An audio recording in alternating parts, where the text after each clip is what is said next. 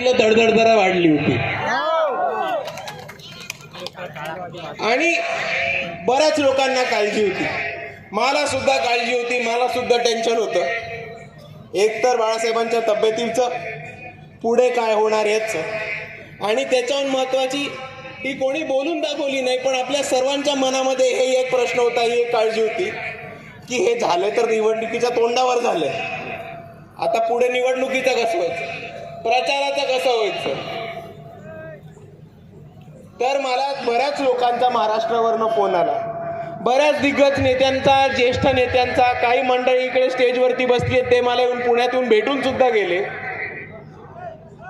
आणि त्यांनी मला एक गोष्ट सांगितली, त्यांनी मला एकच गोष्ट सांगितली आणि ते मला हे म्हणाले की सुजात, तू प्रचाराला बाहेर पडू नको, तू घरी थांब, बाळासाहेबांची काळजी घे, बाबांची काळजी घे.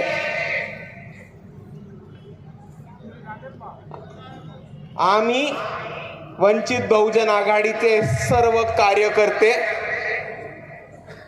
बाळासाहेब आंबेडकरांनी हा जो लढा उभा केलाय, तो लढा संपवण्यासाठी आणि तो लढा जिंकण्यासाठी ताकदवान आहोत आणि सक्षम आहोत. आणि याच दिलासामुळे आपल्या सर्वांना दिसतंय की वंचित बहुजन आघाडीचा प्रचार कुठेही थांबला नाहीये, तर तो जोमाने आणि ताकदीने पुढे निघालेला आहे. आणि दुसऱ्या बाजूला काही लोक खुश झाले होते की बाळासाहेब हॉस्पिटलमध्ये गेले. आपण जर बघितलं तर पुण्यातले काही वकील लोक आहेत, त्यांनी पण फेसबुकवरती लिहिलं होतं की अँजिओप्लास्टी काही महत्वाची गोष्ट नाही, माझी पण झाली, पण बाळासाहेबांनी आता प्रचार सोडावा, हॉस्पिटलमधनं अफवा पसरवणं सोडून द्यावं. काही लोकांचा असा सुद्धा आरोप होता की हे भावनिकतेसाठी केलंय, एक शिवसेनाचा आयटम आहे.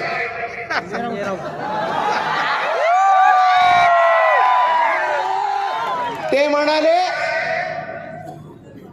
की बाळासाहेब आयसीयू मध्ये आहेत, तिकडनं असं कोणतं वक्तव्य करू नये ज्यांनी छातीवरती ताण पडतो. त्याच्यानंतर आपण वंचित बहुजन आघाडीच्या फेसबुकवर किंवा ट्विटरवरती जेव्हा जेव्हा कार्यकर्त्यांसाठी माहिती टाकली होती की बाळासाहेबांची तब्येत सुधारतीये किंवा बाळासाहेबांच्या तब्येतीबद्दल जे काही माहिती यायची डॉक्टरांकडनं, ती आम्ही जनतेला माहिती पडावी म्हणून लोकांसमोर मांडायचो.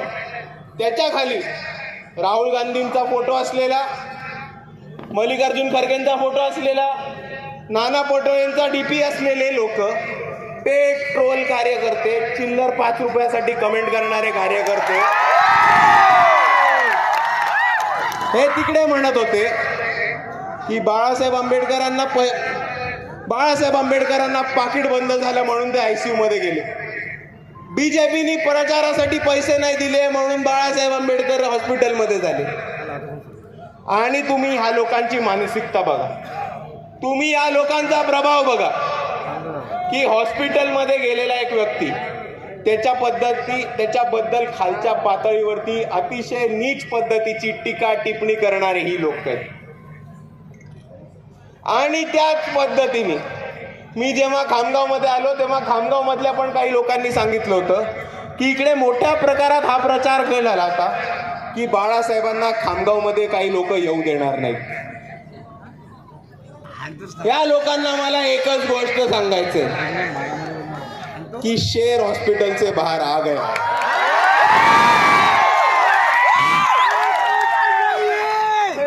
बाळासाहेबांची प्रकृती बरीच बरी झालेली आहे आणि लवकरात लवकर बाळासाहेब आंबेडकर हे आपल्या सर्वांमध्ये प्रचारासाठी उतरणार आहेत. आणि मग या हरामखोरांना, या भांडकुळांना कोठे महाराष्ट्रामध्ये लपायला तरी कोपरा मिळतो का बघू आपण. तुम्ही मला सांगा की ही लोक बाळासाहेबांच्या प्रकृतीवरती चुकीची गोष्ट करतात. बाळासाहेब यांची तब्येत बरी नाही होई म्हणून मन्नत मागतात. हॉस्पिटलमध्ये ऍडमिट असलेल्या माणसावरती नीच पद्धतीने खालच्या पातळीची टीका टिप्पणी करतात. आणि काही लोक बाळासाहेबांनी लवकर मरण पाहावं ह्याच्यासाठी सुद्धा कमेंट केले तिकडे खाली. आता तुम्ही मला सांगा, या हरामखोरांना आपण सोडणार आहोत का? हरामखोरांना आपण माफ करणार आहोत का? आता मी तुम्हाला ठामपणे सांगतो, आता लढाई घरापर्यंत आलेली आहे. आता मागे हरायचं नाही, मागे सरकायचं नाही, मागे हटायचं नाही. आणि जो कोण समोर येईल, जो कोण इकडच्या वंचितांच्या आड येईल, जो कोण इकडच्या आंबेडकरवादांच्या आड येईल, त्यांना मातीच्या गाडी 6 फूट काढल्याशिवाय इकडचा आंबेडकरवादी राहणार नाही. तिकडचा आंबेडकरवादी ठेवतात. मित्रांनो समजून घ्या, मित्रांनो मुद्दा समजून घ्या. आपली लढाई वैचारिक ही भाजपशी आहे, आपली लढाई ही RSSची आहे. पण जर काँग्रेसवाले, जर शिवसेनावाले आणि त्यांचे चोर पाकिटमार पत्रकार मित्र खालच्या पातळीवरती जाऊन बाळासाहेबांबद्दल टीका करत असतील, खालच्या पातळीवरती जाऊन एका आजारी माणसाबद्दल चुकीच्या अफवा पसरवत असतील, तर तुमची गाठ इकडच्या आंबेडकरवादी तरुणांशी आहे, एवढं लक्षात ठेवा. आणि आम्ही आंबेडकरवादी तरुण जरा येडे होत, जरा माथे सरकू होत. आमचं एकदा सटकलं ना,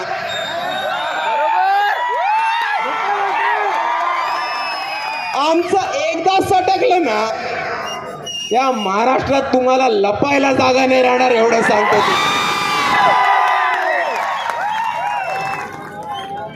म्हणून वक्तव्य करायचं तर करायचं, पण भान ठेवून करायचं. क्योंकि अगर हम शराफत पे उतर गए तो तुम्हारी इज्जत भी नहीं छोड़ेंगे, इतना याद रखना. हे बघा मित्रांनो, आपला जो लढा आहे, आपला लढा स्वाभिमानाचा आहे, आपला लढा प्रतिनिधित्वाचा आहे आणि आपला लढा हा इज्जतीचा आहे. जो कोण आपला अपमान करणार आहे, जो कोण आपल्या प्रतिनिधित्वाला विरोध करणार आहे आणि जो कोण आपल्या स्वाभिमानाला ठेच पोचवणार आहे, त्याला सोडल्याशिवाय इकडचा आंबेडकरवादी तरुण राहणार नाही, ही परिस्थिती आली आहे.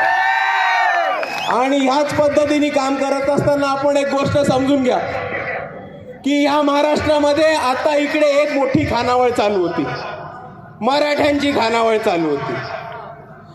इतके दिवस यांनीच सत्ता उपभोगली, यांचेच आमदार, यांचेच खासदार, यांच्याच शिक्षण संस्था, यांचेच साखर कारखाने,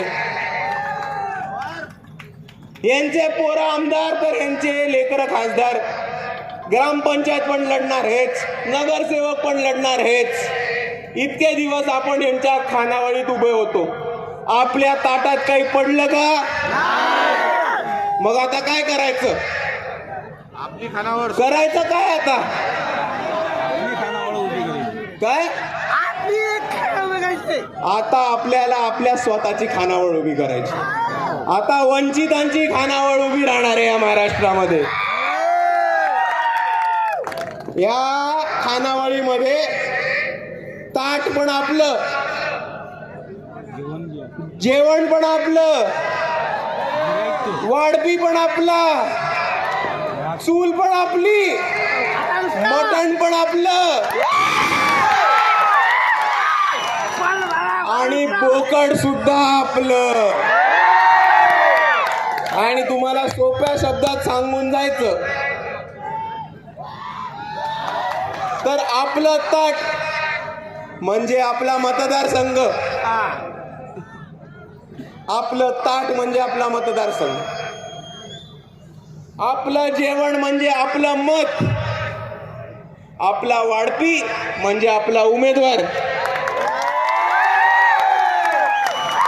आणि आपली खानावळ म्हणजे आपला पक्ष, वंचित बहुजन आघाडी. आता नवीन वंचितांची खानावळ येणार आहे. लय दिवस आपण यांच्या खानावळीत गेलो पण आपल्या ताटात काय पडेच ना.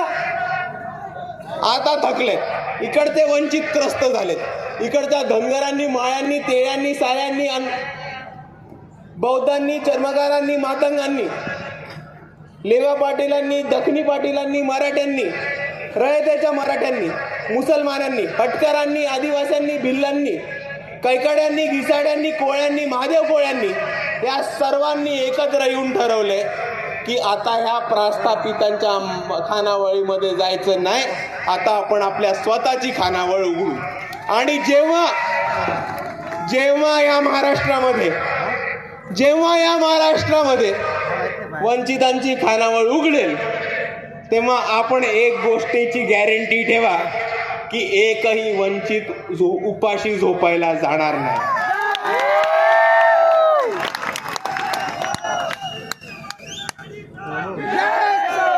आणि आपण एक गोष्ट समजून घ्या,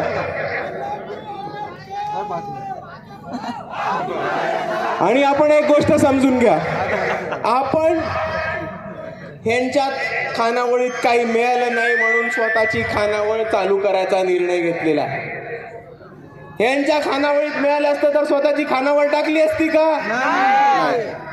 तरी आपण जेव्हा स्वतःची खानावळ उभी करायचा प्रयत्न करतो तेव्हा इकडचे काँग्रेसवाले, राष्ट्रवादीवाले, उबाटा जळसेनावाले आपल्यावरती येऊन टीका करतात की हे बी टीम आहेत. जर दलित असेल, आदिवासी असेल, बहुजन असेल तर त्याला बी टीम म्हणतात. इकडे मलकापूरचे उमेदवार बसलेत, त्यांना विचारा, ते उभे राहिले तर त्यांना वोट कटवा म्हणतात. या पद्धतीचं आपण समजून घ्या की जर आपल्याला यांच्या खानावळीत जेवण मिळालेलं असतं तर आपण आपली स्वतःची खानावळ उभी केली नाही. पण आता हे आपल्याला बी टीमचा प्रचार करतात. आणि मी आपल्या सर्वांना ठामपणे म्हणतो, जर आपल्या वस्तीमध्ये, जर आपल्या पाड्यावर, जर आपल्या मोहल्ल्यांमध्ये कोणी येऊन काँग्रेस आणि राष्ट्रवादीकडनं पाकिट मारून, पैसे खाऊन वंचितच्या विरोधात प्रचार करत असेल तर त्या हरामखोराच्या ढुंगणावरती लाथ मारून त्याला आपली लढाई वैचारिक आहे. विचारांची बेमानी केली तर त्याला एकदा दोनदा प्रेमाने उत्तर देऊ, नाहीतर साल्याला ठोकून काढू. अशोक भाऊंनी हेच सगळं एका खूप सुंदर वाक्यामध्ये म्हटलं होतं की हटाओ साले दलिंदर और दबाओ गॅस सिलेंडर. आणि मित्रांनो, मुद्दा समजून घ्या, काम करतोय कोणाचा तर तुमच्या सर्वांचं. आपल्याला आपल्या हक्काचा आमदार पाहिजे. ह्याच्या आधी जेव्हा कोणती घटना झाली तेव्हा इकडचे काँग्रेस, राष्ट्रवादीचे किंवा भाजप, शिवसेनेची लोक आपल्या मदतीला आलीत. एवढ्या मोठ्या गोष्टी करतात. काँग्रेसचे जे उमेदवार उभे आहेत त्यांनी कधीच 2004 साली आपल्याला कबुली दिली होती की आपल्या घरी रोज पाणी येईल. आपल्या घरी रोज पाणी येतं. दुसऱ्या बाजूला आपल्या देशाचे घोचू पंतप्रधान आहेत, जिकडे जातात घोची करून ठेवतात. ते आपल्या इकडे येऊन म्हटले मोदी की गॅरंटी है कि खामगाव को जिल्हा बनाऊंगा. खामगाव जिल्हा झाला मग आता ह्या सगळ्यांवरती विश्वास ठेवणं बंद म्हणजे, परत एकदा सांगतो, दोन्ही खानावळी फसव्या आहेत. आपल्याला उभे करायची आहे स्वतःची खानावळ. आणि म्हणून आपल्याला आपल्या स्वतःचा हक्काचा, ताकदीचा आणि भरोशाचा आमदार उभारला पाहिजे. आणि म्हणून मी आपल्या सर्वांना विनंती करतो की जास्तीत जास्त मतांनी आपण देवाभाऊंना निवडून द्या आणि स्वतःच्या हक्काचा, भरोशाचा, एका हाकेवरती जो आपल्या सर्वांसाठी धावून येतो, एका हाकेवरती मदतीसाठी उभा राहतो आणि आपल्याला ज्याच्याबद्दल गॅरंटी आहे की संकट आलं तर हा भाऊ माझ्या मागे उभा राहील, अशाच माणसाला मतदान करा. अजून कोणालाही मतदान नका करू, अशी मी आपल्या सर्वांना कळकळीची विनंती करतो. हम तुम्हारे साथ हैं, क्या बात आगे बढ़ो, हम तुम्हारे साथ हैं. आणि आपल्याला जाता जाता 2-3 गोष्टी सांगून जातो. की निवडणूक चालू झाली की आपल्या घरी वेगवेगळ्या प्रकारची लोक येतात. आई लोक जे 5 वर्ष पाटलाच्या वाड्यावरती पडून असतात, पण निवडणुकीच्या तोंडावरती फक्त आपल्या घरी येतात. हे कधी आपल्याला मोहल्ल्यांमध्ये, आपल्या वस्त्यांमध्ये, तांड्यांमध्ये, पाड्यांमध्ये कधी दिसणार नाही, पण निवडणुकीच्या आतल्या रात्री नक्की येतील. आणि ते काय घेऊन येतात आपल्या घरी? पैसा. अजून काय घेऊन येतात आपल्या घरी? बाटली. अजून काहीतरी घेऊन येतात बघा, काळ्या पिशवीत घेऊन येतात मटण. आता यावेळेस जर आपल्या घरी कोणी हे सगळं घेऊन आलं तर माझं म्हणणं आहे बिंदास लुटा साल्यांना. हे जे पैशाने घेऊन येत आहेत हे काही इमानदारीचे पैसे नाही आहेत, हे साल्यांचे बेईमानीचेच पैसे. तर ते घेऊन येत असतील तर बिंदास लुटा साल्यांना. पण मतदान करायचं तर कोणाला करायचं? मतदान करायचं तर कोणाला करायचं? वंचितला, गॅस सिलेंडरला.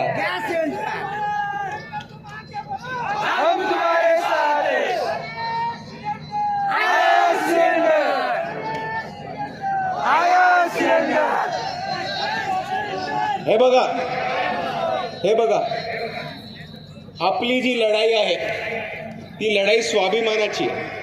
आणि आपली लढाई ही आपले न्याय, हक्क आणि अधिकार वाचून ठेवण्याची लढाई आहे. आणि आपल्याला कोणत्याही परिस्थितीमध्ये आपले न्याय, हक्क आणि अधिकार गमावताना कामा हे आपण सर्वांनी समजून घेतलं पाहिजे. आज या देशामध्ये 2 अशा ताकद उभ्या आहेत ज्याच्यामध्ये एका बाजूला महायुतीचं सरकार आहे आणि दुसऱ्या बाजूला महाविकास आघाडीचं सरकार आहे. एका बाजूला महाविकास आघाडीचं सरकार असं छुपं काम करतं आणि महायुतीचं सरकार उघडपणे काम करतं. आता ह्यांनी 2 नवीन कायदे आणायचा प्रयत्न केला. पहिला कायदा ह्यांनी आणला क्रीमी लेअरचा SC STच्या कायद्यामध्ये, आणि दुसरा मुद्दा ह्यांनी आणला वर्गीकरणाचा. आता ह्यांनी काय होणार आहे सांगतो. इथे बहुजन समाजातली लोक जितकी आहेत त्यांना तुम्ही विचारून बघा की क्रीमी लेअर जेव्हा ओबीसीच्या आरक्षणामध्ये लागू झालं तेव्हा त्यांनी ओबीसी समाजाचा फायदा झाला का नुकसान झालं? आणि ते तुम्हाला सांगतील की खूप मोठ्या प्रमाणात नुकसान झालं. तर ज्या एका कायद्याने तुम्ही ओबीसीचं नुकसान करून बसलात तोच कायदा तुम्ही SC STसाठी का लागू करता? कारण तुम्हाला SC STचं नुकसानच करायचंय. आणि दुसऱ्या बाजूला ह्यांनी वर्गीकरणाचा मुद्दा आणला. वर्गीकरण म्हणजे काय? आरक्षणामध्ये खाचे आणि पाटे फोडून ते एकानंतर एक करून आरक्षण हे संपून टाकणार आहे. आणि हे कृती महायुती जरी करत असेल तरी ह्याला महाविकास आघाडीचा छुपा पाठिंबा आहे. जेव्हा महायुतीचे लोक संविधान नष्ट करण्याची बात करतात, जेव्हा महायुतीची लोक आरक्षण हटवण्याच्या बाता करतात, तेव्हा महाविकास आघाडीचे काँग्रेसची लोक हे सभागृहातनं पळून जातात हे आपल्या सर्वांना माहिती आहे. आणि तुम्ही मला सांगा, आपल्याला पळून जाणारे उमेदवार हवेत का? जर आरक्षण संपलं तर आपल्याला परवडणार आहे का? आपण आरक्षण संपू देऊ शकतो का? आणि म्हणून मी आपल्या सर्वांना एवढीच विनंती करतो की आपलं मत हे संविधानाच्या बाजूने, आपलं मत हे आंबेडकरवादाच्या बाजूने, आपलं मत हे आरक्षणाच्या बाजूने, आपलं मत हे बाबासाहेबांच्या बाजूने, आपलं मत वंचितांच्या बाजूने, आपलं मत बाळासाहेबांच्या बाजूने आणि आपलं मत गॅस सिलेंडरच्या बाजूने. आणि म्हणून यावेळेस आपलं मत कुठेही दारू, बाटली, पाकिट, मटण याच्या मागे न उभं करता आपलं मत हे संविधानाच्या मागे आणि आरक्षणाच्या मागे उभं करा, एवढी मी आपल्या सर्वांना विनंती करतो. आणि जाता जाता मी आपल्या सर्वांना एक सांगतो की आपल्याला माहिती आहे घाणेरडा अपप्रचार चाललाय. इथे काही लोकांनी बाळासाहेब आंबेडकरांना सुद्धा आव्हान दिलेलं होतं, पण त्या लोकांना मी सांगतो की 16 तारखेला, किती तारखेला? किती? 16 तारखेला आपल्याच खामगावमध्ये ॲडव्होकेट बाळासाहेब आंबेडकर हे येणार आहेत. आणि एकदा बाळासाहेब आंबेडकर आपल्या खामगावमध्ये आले की तुम्ही फक्त रस्त्यावरती बघा, प्रस्थापितांच्या गाड्यांची रांग लागेल खामगावच्या बाहेर पळायला, एवढं तुम्ही इतिहास लागेल.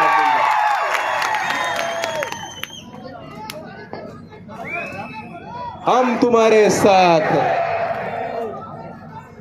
वंचित बहुजन आघाडीचा, वंचित बहुजन आघाडीचा. अरे वा रे सिलेंडर, वा रे सिलेंडर. येऊन येऊन येणार कोण, येऊन येऊन येणार कोण. इतकंच म्हणून मी माझे 2 शब्द थांबवतो. आपल्या सर्वांना माझा जय भीम जय संविधान.